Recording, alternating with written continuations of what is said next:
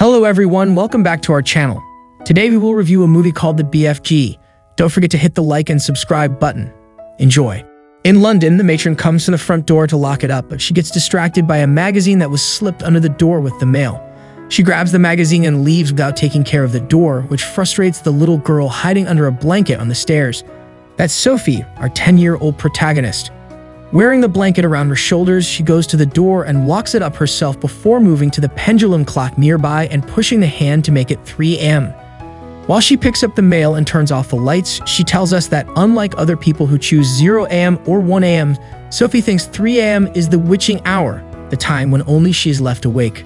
She goes to the matron's desk and puts the mail on the corresponding tray, only to get distracted by some noises coming from outside. She goes to the window, opens it, and looks out to find 4 drunk men causing a ruckus. Sophie scolds them, reminding them there are children sleeping, and threatens them with calling the cops if they don't cut it out. As she turns off the street light and closes the window, the men decide not to risk it and leave. A strange moving shadow is seen on the window as Sophie leaves it behind to go back to the room she shares with other orphans. Once she's back in bed, she covers herself with her blanket, puts on her glasses, and turns on a flashlight to continue reading her book. When the matron comes by to check on the kids, she turns off the light and hides under the covers, only to turn it on again as soon as the matron is gone. Not much reading is achieved afterward because Sophie soon hears a noise outside and decides to check it out. She slowly approaches the windows as she repeats the rules: never get out of bed, never go to the window, and never look behind the curtain. She breaks all 3 and goes to the balcony, where she sees it was a bunch of cats that made the noise, or so she thinks. Suddenly, a giant hand appears around a house and picks up the trash can the cats pushed off. The hand is quickly followed by a big face and a huge body belonging to a giant man that is shocked to find out he's been seen by Sophie. She runs back to her bed to hide under the blanket when she sees him run towards her, but this isn't enough to stop the giant. He just sticks his hand through the window and picks her up, blanket and book included. The giant starts running through London then. Her blanket has been folded into something like a bag so she can be carried, and from her spot there, Sophie can see how the giant pulls different tricks to go unnoticed in the city, like pretending to be a wall covering the street lights, pretending to be cargo on a truck, or even a tree. Once they make it out of London, the giant continues to get away by taking big leaps through the countryside, and then the sea until they reach a thick accumulation of clouds. The giant easily crosses it before running through a new area filled with random human objects and rocky formations. He doesn't stop until they enter a furnished cave. This is his home. He hangs the blanket with Sophie on a tree branch, then goes to his table to chop a weird-looking vegetable. Sophie takes the opportunity to escape by climbing out of the blanket and onto the tree she's been left at. By following its branches, she makes it to the window, which she manages to open after having to push very hard. She accidentally ends up pushing some objects to the floor too, though getting the giant's attention.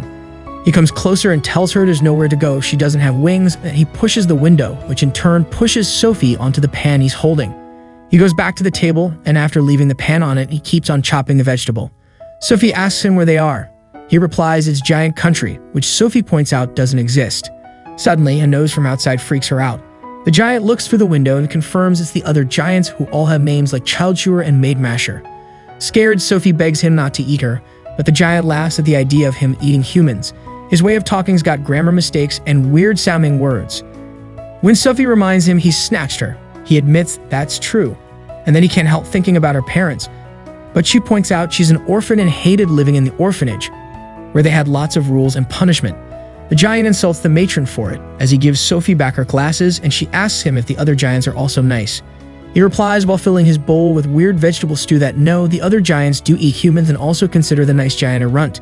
Sophie doesn't understand why she's been brought here, then the giant explains he did it because he can't have her telling everyone about giants that would cause the humans to come and lock them up like animals. No matter how much Sophie swears she won't tell and asks to be taken back, the giant refuses and tells her she'll stay there for the rest of their lives. After finishing his stew, which she doesn't like, the giant covers Sophie with her blanket to shut her up, but she says she'll run away anyway. The giant picks her up and scolds her for it, reminding her that running away would equal being caught by the man-eating giants. Then he takes her to his ship bed and puts her inside the crow's nest, where she snaps and corrects the words he's saying wrong.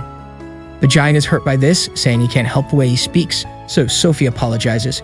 She watches him pick up his bag and take out a glowing jar. He explains there are dreams inside. When she mentions she doesn't dream because she has insomnia, he picks up her book and starts reading it to her, making her fall asleep. Now she can't see him anymore.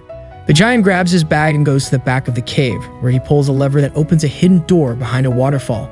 Behind the door, there's his lab filled with thousands of jars with dreams. The giant sits at his desk and starts mixing dream ingredients to make a nightmare for Sophie. A few hours later, Sophie wakes up and sees the giant sleeping on the shipbed. She decides to use this chance to escape. She pushes the rocking ship mast through the window and jumps off, making it outside. We cut then to Buckingham Palace, where we see Sophie's managed to convince BFG to come anyway. After sneaking around the soldiers, they make it to the Queen's window, where BFG blows the nightmare into the Queen's mind. When morning arrives, the Queen wakes up quite distressed, and she speaks of her horrible dream to her staff, Mary and Mr. Tibbs, who have arrived to bring her breakfast. As the Queen describes the men-eating giants, Mary opens the newspaper and sees children have been disappearing, which matches the Queen's dream. Getting suspicious, the Queen asks Mary to draw the curtains, which allows them to find Sophie standing on the windowsill. She mentions her giant friend brought her there, which makes Mr. Tibbs call the soldiers to the garden. The Queen realizes everything she's seen in her dream is true and asks Sophie to introduce them to her friend. Sophie calls BFG out after the Queen promises she won't hurt him, but he is scared so he doesn't come out until Sophie asks him to be brave. The soldiers surround him when he steps into the garden, but the Queen is true to her word and makes Mr. Tibbs tell the soldiers to stand back. BFG approaches the window and bows for the Queen, telling her they've come to bring her assistance. The Queen accepts, but first she must change.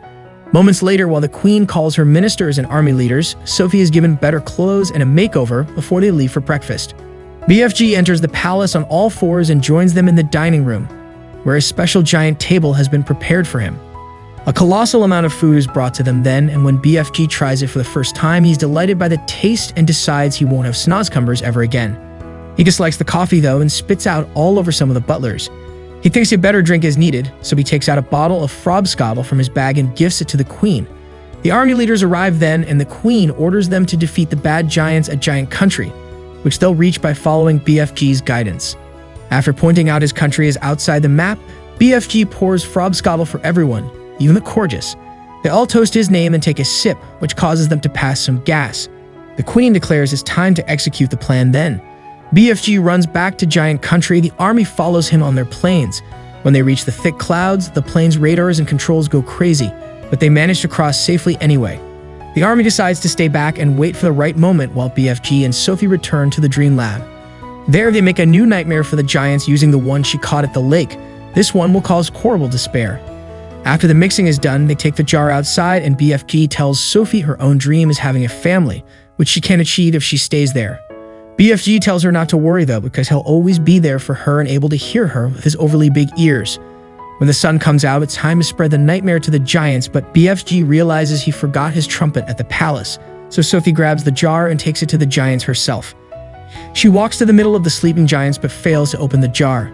Fleshlum Peter wakes up then and sees her, so Sophie improvises and breaks the jar to release the nightmare, which quickly invades the giants' minds.